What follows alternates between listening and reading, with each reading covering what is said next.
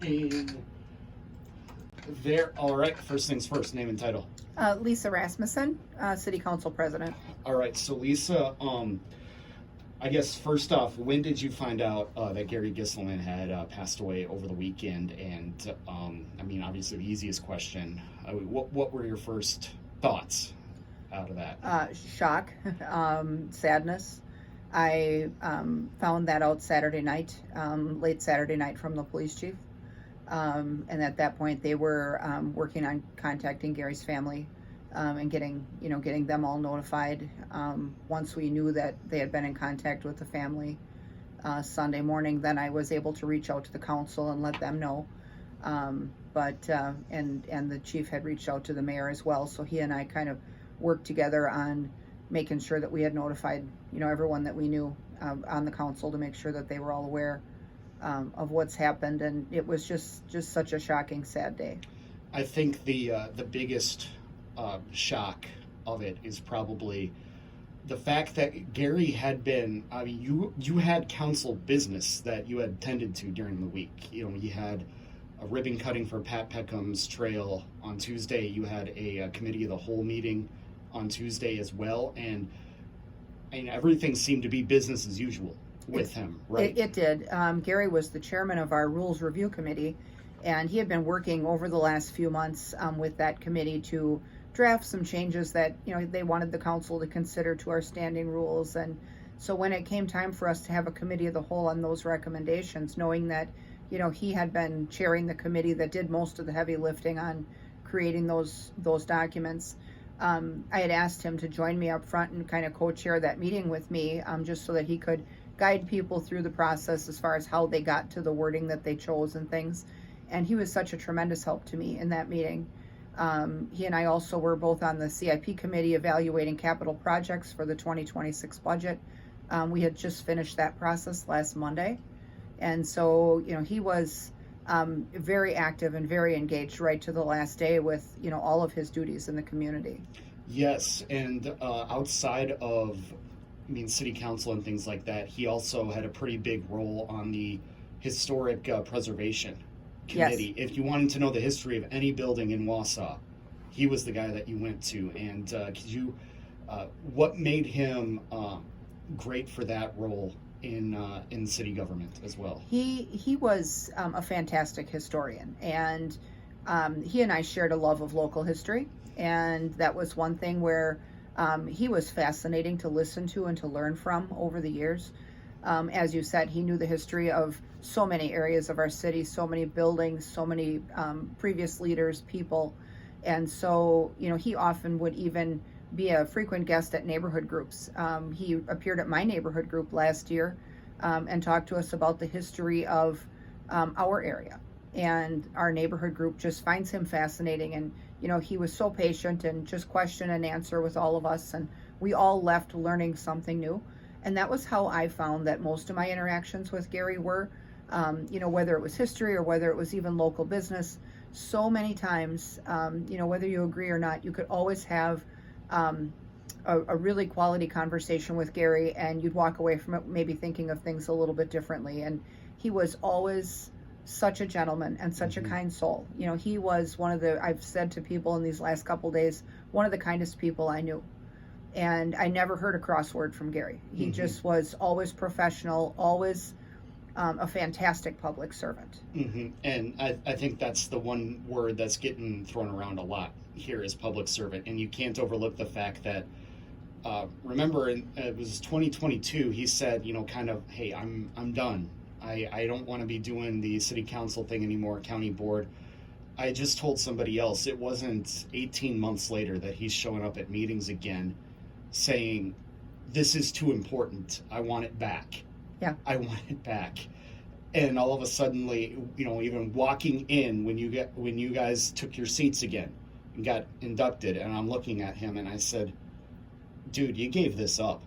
Like, you said you were done. No, it was that important to him. He wanted to keep doing it and keep serving. I guess the old adage, you don't stop playing because you get old. You get old because you stop playing, right? That's true, and he never missed a step. I mean, from, even when he had taken a hiatus on serving in elected office, he was still actively involved in many other things. And so his active lifestyle, I think, really caused him to be tuned into all things local government, the city. And, he was so insightful and such a quality leader. And, I believe he missed it during that time. And it was good to have him back. He has been a fixture in that District 5 seat for such a long time. And he knows so much of the history. And, he just, you could tell that in terms of his caring for our community and its citizens, that he felt that serving in that capacity, that he still had work to do, and continued to do it right up to this last weekend. So then, on your tenure on the council, then with Gary, I believe it's basically overlapped the entire time. Am I correct? Yeah, he was first elected in 2006. I was in 2008. Of course, with the gap in between, we had a couple others that had served in that role. But the entire time I've been on the council, Gary has been a part of that. Committee meetings and things like that. That's a lot of hours sitting in the same room. What is it that you're going to remember most now, as I guess these stories come out over the next couple of days? First, his patience. He was always patient. He was always insightful in a discussion, even in a debate. What came through always in everything that Gary had to say on an issue was how deeply he valued this community and its citizens, its neighborhoods. He always was interested in making sure that people were taken care of, that neighborhoods were taken care of, that citizens were taken care of, that public employees were taken care of. And those were things that always in committee, those values always shine through. And one thing that I'll say, again, Gary has been serving the entire time I've been here. And now that you say 2006, I'm doing the math in my head. I've lived in 3 states in the amount of time that Gary has been serving the community here. You were never going to go and hear him talk on an issue that he wasn't prepared for. He had his points down, and they might not have been what you wanted to hear, but he had his research done, he had his points down, and he stood behind every decision that he made. 100%. And the one thing that I will probably remember is one day walking into City Hall, and Gary walks up to me. He always told me, again, I'm the guy that shows up to City Hall in a shirt with somebody else's name on the back, a soccer jersey, things like that. You guys on the council know that. I mean, I've been doing this for, again, 7-8 years now. He always had to be like, what are you supporting today? Like, why are you supporting that?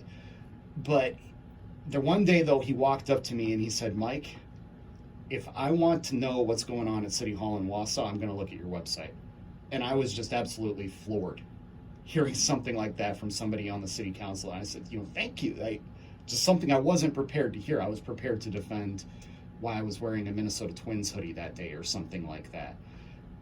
But taking the time to say something like that to me was something that stuck with me, and that happened probably 3 or 4 years ago. So that's what I will remember about Gary. Well, and I would echo that statement. I mean, you always have had a knack for really capturing the essence of what's happening at City Hall, but then also taking that deeper dive into sometimes the how and the why of why things are and how they happen. I will say that he was always a man of integrity, always soft-spoken, always a gentleman, truly professional. Perhaps his way of telling you that you had picked some unique teams. Had you shown up in Packer gear, Brewer gear, or Woodchucks gear, right, he may have questioned you less. Exactly. But he was always a fan of the Wausau Woodchucks. Their stadium is right behind his home or right near his home. And just in fact, I had tickets for last Friday night's game, and he and I were talking about the upcoming game. And he said to me, make sure you check the start time. I think it's weird this week. Like, he kept track of, just little, sideline things like that. And, I told him we were going to be going to the game. And, he always was a fan of making sure Athletic Park was as good as it could be. And that, that we were taking care of that park in that neighborhood where he lived. And just something small like that, like make sure you check that start time. Right. Don't be late for that game. And I will always be thankful for the story that I had covered regarding improvements at Athletic Park because I ended up learning the story about the wall Yeah. around Athletic Park from him, that it was a WPA project, and where the rock came from and why it was important that he wanted to make sure that that history was preserved. That story then gets passed down, and just by telling that story once, a couple of years ago, you ensure that that story will continue decades from now, and people will know what it's about. It is, and I think that's part of Gary's legacy. I mean, when you drive through town, his work is everywhere, and when you look at buildings that were saved from demolition, buildings that were renovated differently because of his advocacy. Athletic Park is a classic example. Would it have been easy in a renovation to just tear things down and start over? Maybe, but that's not the way they wanted to do it. That's not the way he wanted it done. And he would always advocate for historic buildings to make sure that as much was done as possible to memorialize buildings, even if they had to be moved or removed, to make sure that those buildings were memorialized and that there were records of their existence and their history. And it was just kind of at the core of who Gary was. Nebulous brain of what is up there, and the fact that we didn't maybe get to pick it once or twice extra is probably a sad thing for all of us right now. It's a huge loss for us. There's so many things that, I'm sure that we'll encounter over the next year or two that we will say to ourselves, Gary would have loved this, or maybe he wouldn't have been happy about this, or what would he have said to us, and just simple things like, the mayor and I talked last night about, are we going to have the meeting on Tuesday? And because they did cancel the HR meeting tonight, they didn't have a quorum. That was a committee Gary served on, and a couple others were out of town. And so, he said, well, do you think we should have our meeting on Tuesday? And we agreed that that's what Gary would have wanted.